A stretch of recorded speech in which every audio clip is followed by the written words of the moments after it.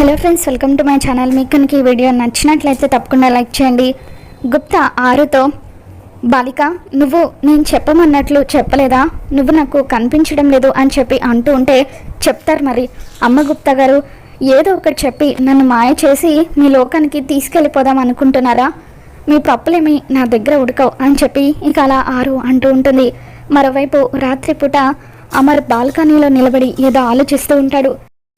ఇక అది గమనించిన మనోహరి, ఇదేంటి అమర్ ఈ టైంలో ఇక్కడేం చేస్తున్నాడు, దేని గురించి ఆలోచిస్తున్నాడు అని చెప్పి అమర్ దగ్గరికి వచ్చి, ఏంటి అమర్ ఈ టైంలో ఇక్కడ నిలబడ్డావేంటి, దేని గురించి ఆలోచిస్తున్నావు, మిస్సమ్మ గురించా అని చెప్పి మనోహరి అడుగుతుంటే, మిస్సమ్మకి ఇలా జరగడానికి కారణమైన వాళ్ళ గురించి ఆలోచిస్తున్నానని చెప్పి అమర్ అంటూ ఉంటాడు. ఏంటి అమర్ నువ్వు అనేది అని చెప్పి మనోహరి అంటూ ఉంటే, అవును మనోహరి, నేను ఆ టైంలో అక్కడ లేకపోతే మిస్సమ్మ పరిస్థితి ఏమవుతుందో తలుచుకుంటేనే చాలా భయంగా ఉంది. అలాగే ఒక్క నిమిషం మిస్సమ్మ రావడం ఆలస్యమైనా కూడా అమ్ముకి ఎటువంటి ప్రమాదం జరిగేదో తలుచుకోవడానికి చాలా భయంగా ఉంది మనోహరి అని చెప్పి అంటూ ఉంటాడు. నా ఆరుని చంపిన వాళ్ళు, నా వెనుకుండి ఇదంతా చేస్తున్న వాళ్ళు ఖచ్చితంగా ఒక్కరే అయ్యుంటారు అని చెప్పి అమర్ అంటూ ఉంటే, ఇకప్పుడు మనోహరి, లేదమర్, గోరా చిన్న పిల్లల్ని ఎత్తుకుపోవడం మనం ఎన్నిసార్లు చూడలేదు అని చెప్పి మనోహరి అంటూ ఉంటే, లేదు మనోహరి, ఖచ్చితంగా గోరా చేత ఇదంతా చేయించిన వాళ్ళు ఆరుని చంపిన వాళ్ళే అని చెప్పి అంటూ ఉంటాడు.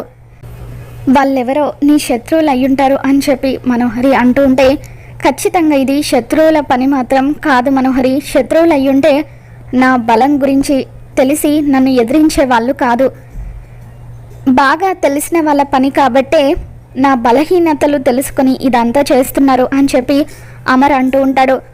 వాళ్ళకి నా గురించి పూర్తిగా తెలియడం లేదు, ఇకపై నేను నా కుటుంబాన్ని ఒక కంచెలాగా కాపాడుకుంటాను, చీకట్లో ఉన్న వాళ్లకు నేనంటే ఏంటో తెలియజేస్తాను అని చెప్పి అమర్ అంటూ ఉంటే, ఇకప్పుడు మనోహరి, నీ బలం గురించి నీ ప్రేమ గురించి నాకు చాలా బాగా తెలుసు అమర్, అందుకే ఎట్టి పరిస్థితుల్లోనూ నీకు నిజాన్ని తెలియనివ్వను, నిజానికి నీకు మధ్యలో నేను ఉంటాను, నేను బతికున్నంత వరకు నిజాన్ని నువ్వు చేరుకోలేవు అని చెప్పి మనోహరి అలా టెన్షన్ పడుతూ మనసులో అనుకుంటూ ఉంటుంది.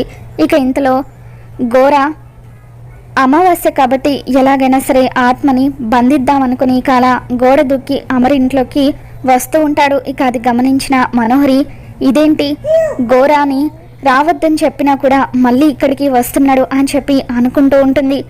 ఆ గోరాగాడు ఖచ్చితంగా మళ్ళీ ఇక్కడికి వస్తాడు మనోహరి, వాడికి కావాల్సింది ఇక్కడ ఏదో ఉంది అని చెప్పి అంటూ ఉంటే, ఇకప్పుడు మనోహరి, లేదు అమర్, వాడు మళ్ళీ ఎందుకు వస్తాడు అని చెప్పి అంటూ ఉంటుంది.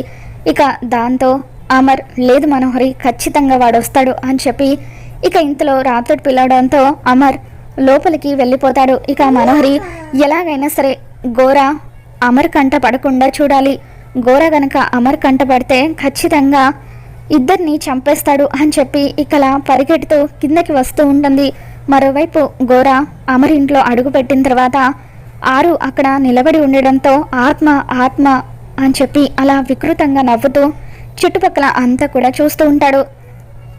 ఇక అప్పుడు అక్కడ కూర్చొని ఉన్న గుప్తా ఆరుతో, బాలిక, ఎట్టి పరిస్థితుల్లోనూ నీ ఉనికిని ఆ గోరాకి తెలియనివ్వకు, నువ్వెక్కడున్నావో తెలిస్తే అప్పుడు గోరా నిన్ను సులువుగా బంధించి తీసుకెళ్ళిపోతాడు, ఈసారి గోరా గనక నిన్ను బంధిస్తే కాపాడడం ఆ దేవుడి వల్ల కూడా కాదు అని చెప్పి అలా గుప్తా హెచ్చరిస్తూ ఉంటే ఆరు చాలా భయపడిపోతూ ఇక గుప్తా చెప్పినట్టుగానే అక్కడ నిలబడి ఉంటుంది. ఇక ఆ తర్వాత గోరా, ఆత్మ, నువ్వు అమావాస్య రోజున ఎవరికంట పడవు కదా, ఎవరికి కనిపించావు కదా, కాబట్టి నేను కూడా నిన్ను ఏమీ చేయలేనని అనుకుంటున్నావా, కానీ ఈరోజు నేను నేర్చుకున్న శక్తులతో నిన్ను బంధించబోతున్నాను, ఇదిగో ఈ నిమ్మకాయతోని నిన్ను బంధించబోతున్నాను, ఇప్పుడు నువ్వు నా నుండి ఎలా తప్పించుకుంటావో చూస్తాను అని చెప్పి ఇక అలా నిమ్మకాయని మంత్రిస్తూ ఉంటాడు.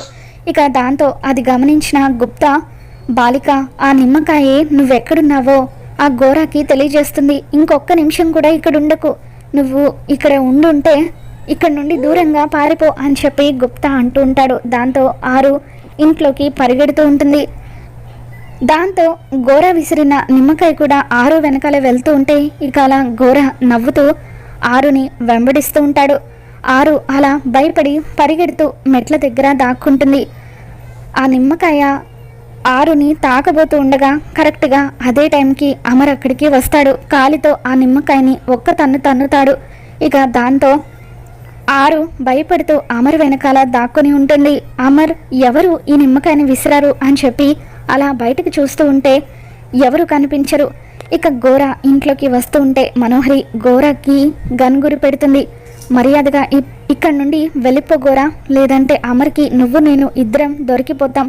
అమర్కి నిజం తెలిస్తే ఎలా ఉంటుందో నీకు తెలీదు, ప్లీజ్ వెళ్ళిపో అని చెప్పి ఇక అలా మనోహరి గోరాని వెళ్ళిపోమ్మని అంటూ ఉంటే, లేదు మనోహరి, నేను ఆత్మని బంధించడానికి వచ్చాను, బంధించిన తర్వాతే ఇక్కడి నుండి వెళ్ళిపోతానని చెప్పి అంటూ ఉంటే మనోహరి గోరాకి గన్ గురి పెట్టి అలా పక్కకు లాక్కెళ్తుంది.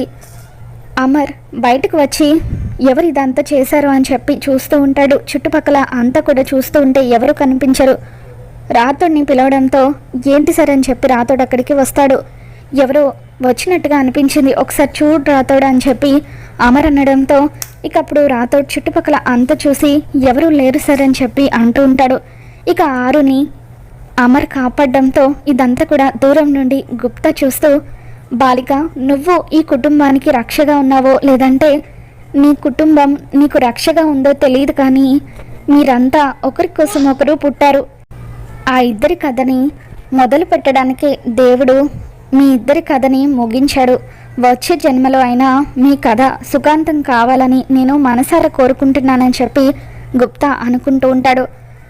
మరోవైపు అమర్ రాతుడు ఎవరు లేరని చెప్పేసరికి అలా బయటకు వచ్చి మరొకసారి ఆ నిమ్మకాయ వైపు చూస్తూ దానికి దగ్గరగా వస్తూ ఉంటే అప్పుడు ఆరు వద్దండి, ఆ నిమ్మకాయ దగ్గరికి వెళ్ళకండి అని చెప్పి అంటూ ఉంటుంది.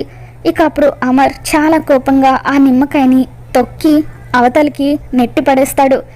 ఇక దాంతో గుప్తా అది చూసి సంతోషపడిపోతూ ఉంటాడు. మర్యాదగా ఇక్కడి నుండి వెళ్ళిపోగోరా, లేదంటే ఇద్దరం దొరికిపోతాం అని చెప్పి మనోహరి అంటూ ఉంటే, చూడు మనోహరి, ఆ ఆత్మ ఇక్కడ ఉంటే నీకే ప్రమాదం అని చెప్పి అంటూ ఉంటాడు. చూడు గోరా, అది మనిషిగా బతికున్నప్పుడే నన్ను ఏమీ చేయలేకపోయింది, అటువంటిది ఆత్మగా ఒక గాలిగా ఉన్నప్పుడు నన్నేం చేస్తుంది అని చెప్పి మనోహరి అంటూ ఉంటుంది. నువ్వు ఇంకెప్పుడు కూడా ఈ ఇంటి వైపు రావద్దు అని చెప్పి మనోహరి అంటూ ఉంటే, లేదు మనోహరి, నాకు కావాల్సింది ఆత్మ, ఆత్మ దొరికే వరకు నేను మళ్ళీ ఈ ఇంటికి వస్తూనే ఉంటాను అని చెప్పి ఇక అలా వికృతంగా నవ్వుతూ, ఇప్పుడు నేను నిన్ను పట్టుకోలేకపోవచ్చు ఆత్మ, కానీ ఏదో ఒక రోజు నువ్వు ఖచ్చితంగా నా చేతికి చిక్కుతావు అని చెప్పి ఘోర వికృతంగా నవ్వుతూ అక్కడి నుండి వెళ్ళిపోతాడు. ఇక మనోహరి ఊపిరి పీల్చుకొని ఇంట్లోకి వచ్చేస్తుంది. అమర్ బాగి ఇద్దరు కూడా నిద్రపోతూ ఉంటారు. తెల్లవారుగానే బాగి అమర్ పడుకొని ఉంటే ఇక మెల్లిగా అలా బెడ్ దిగి తన కట్లన్నీ కూడా విప్పి పడేసి కిచెన్లోకి వస్తుంది. ఉదయాన్నే పిల్లలకి ఇష్టమైన వంటలన్నీ కూడా చేస్తూ ఉంటుంది. కుక్కర్ సౌండ్ విని ఇక అందరూ కూడా నెమ్మదిగా మేల్కొంటూ ఉంటారు.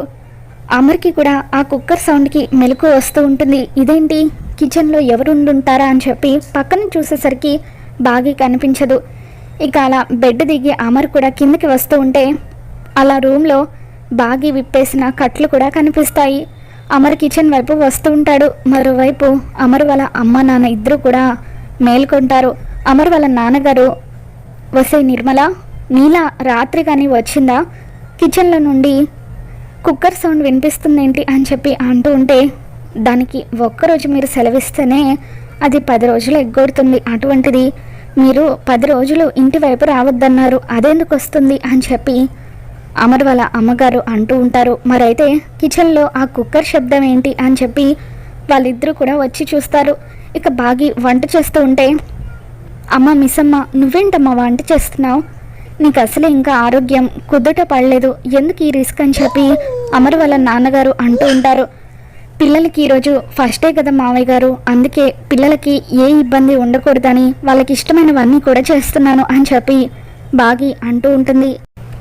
మేమే ఏదో ఒకటి చేసేవాళ్ళం కదమ్మా, నువ్వెందుకు రిస్క్ తీసుకుంటున్నావని చెప్పి అమర్ వాళ్ళ అమ్మగారు అంటూ ఉంటే, ఒకవేళ ఆరు అక్క బతికి ఉంటే పిల్లలకి ఫస్ట్ డే అయితే తనకి ఒంట్లో బాగోలేకపోయినా కూడా వాళ్ళ కోసం ఏదో ఒకటి చేసి పెట్టేది కదా. అందుకే నేను కూడా పిల్లల కోసమని ఇష్టమైనవన్నీ కూడా చేస్తున్నాను. మనం పిల్లలకు అమ్మని తిరిగి తీసుకురాలేకపోవచ్చు, కానీ అమ్మ లేని లోటుని తీర్చవచ్చు కదా, అందుకే ఇదంతా చేస్తున్నానని చెప్పి బాగి అంటూ ఉంటే, నిజంగా నీది చాలా గొప్ప మనసమ్మా. త్వరలోనే పిల్లలు నీ మంచి మనసుని అర్థం చేసుకుంటారు. మీరంతా కలిసి ఉండే రోజు త్వరలోనే వస్తుంది అని చెప్పి అమర్ వాళ్ళ అమ్మ నాన్న సంతోషపడిపోతూ ఉంటారు. ఇక అలా బాగి మాటలు విని అమర్ కూడా సంతోషపడతాడు. బాగి వంట చేస్తూ పైనున్న ఒక డబ్బాని అందుకోవడానికి ప్రయత్నిస్తూ ఉంటుంది. ఇక తను ఆ డబ్బాని తీసుకోలేక ఇబ్బంది పడుతూ ఉంటే అప్పుడే అక్కడికి వచ్చిన అమర్ పైనున్న ర్యాక్లో నుండి డబ్బా తీసి బాగి చేతిలో పెడతాడు. ఇక అలా ఇద్దరు కూడా ఒకరి కళ్ళలో ఒక్కొక్కరు చూసుకుంటూ ఉంటారు. థ్యాంక్స్ అని చెప్పి బాగి అంటుంది. తర్వాత అమర్ అక్కడి నుండి వెళ్ళిపోతూ పిల్లల కోసం బాగి అంత ప్రేమగా వంట చేస్తూ ఉండడంతో థ్యాంక్స్ బాగి అని చెప్పి అంటూ ఉంటాడు. మీరెందుకు నాకు థ్యాంక్స్ చెబుతున్నారు, నేను మీకోసం ఏమీ చేయలేదు కదా అని చెప్పి బాగి అంటూ ఉంటుంది.